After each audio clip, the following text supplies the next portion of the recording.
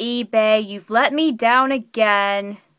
Hey there everyone, it's CandyEvie here, and today I'm bringing you a video that I didn't really want to have to make. I felt like playing Pokemon Leaf Green. Without being overconfident, I would say I'm pretty good at spotting fakes, but oh no, we've got something new this time! You may remember a little while ago that I showcased some fake Ruby and Sapphires. The thing that was different about them was the fact that they had this CE mark right here, which is something that you really don't see very often on fakes. At the time, they were the only CE marked fakes that I'd ever seen. You can tell that this is fake because it doesn't really have a shiny sticker and there are some other distinguishing features, but I thought that these were the only ones of their kind, and I saw them pop up a few times on eBay since then, but only ones of this kind. I haven't seen anything else. The CE mark isn't really something that you see on most fake games because most people are trying to imitate the American ones, which would have an ESRB rating, but yeah, that's definitely a CE mark right there, but yeah, I'd only ever seen this type of fake before. I didn't really think that there were any other types of CE marked fakes, but oh boy was I wrong.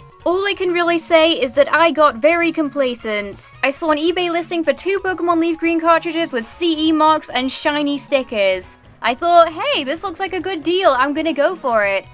Oh, big mistake!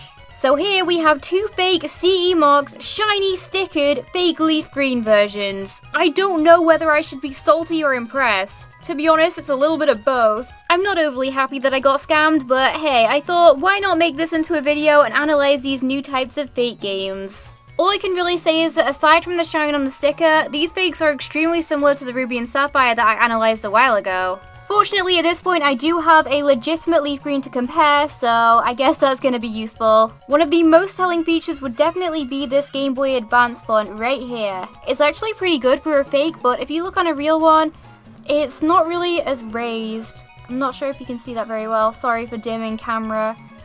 Yeah, there we go. You can see that pretty well. It's a lot more raised on the fake one. Another point to note is that on the fake, the CE mark is actually quite a bit thinner than on the real one. I guess that's something that you can easily tell just from an eBay listing, so watch out for that. Again, they actually have gone as far to put a factory imprint on there, but it's just 00, so that is a little bit of a telling sign. I do believe that some legitimate cartridges do have this type of factory imprint, but at the very least, my real one doesn't. It just says 13A, so yeah. It is very difficult to tell from an eBay listing, but the shine on this sticker really is not as vibrant as the real one. I'm not sure if I'll really be able to portray it very well, but it's just not really very vibrant.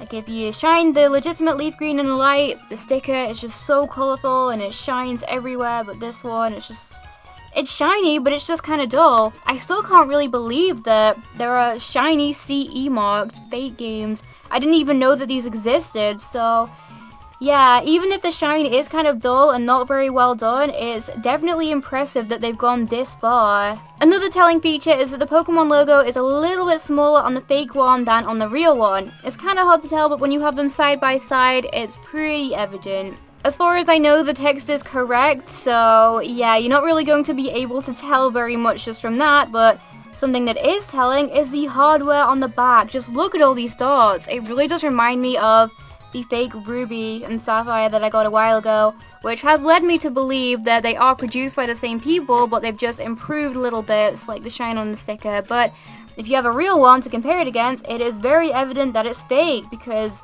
yeah, you don't really see any dots on the back of a real one. They look really, really different in regard to the hardware.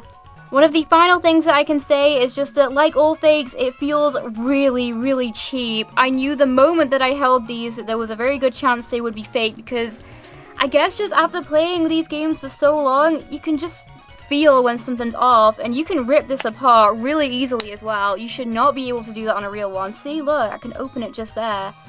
That does not look right. Yeah.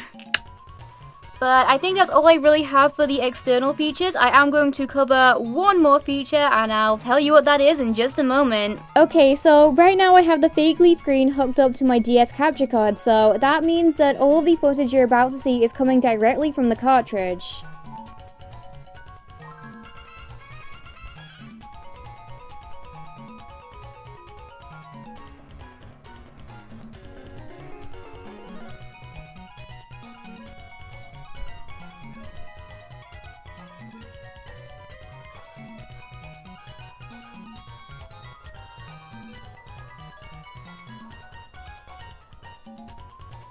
So here's the last feature that I have to show you. Do you see how there's no saved game?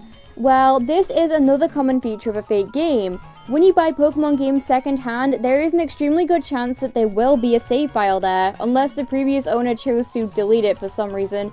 But with fake games, because they're still being newly produced to this day, they're much more likely to come without any previous save file. While not every game without a save file is fake, and the fact that some fake games do come with save files, it's just something to bear in mind. As I've said before, the majority of bootleg Pokemon games play through exactly the same as a legitimate one would, just with the odd issue here and there, so you've probably seen most of this before, but there's just a little more insight into fake games from their gameplay. Okay, so that's all I really have of the analysis of this fake Pokemon Leaf Green. I really do enjoy making videos on these fake games, so I'll be sure to make some more soon. But for now, that's all for now from me, and I'll see you next time. Bye!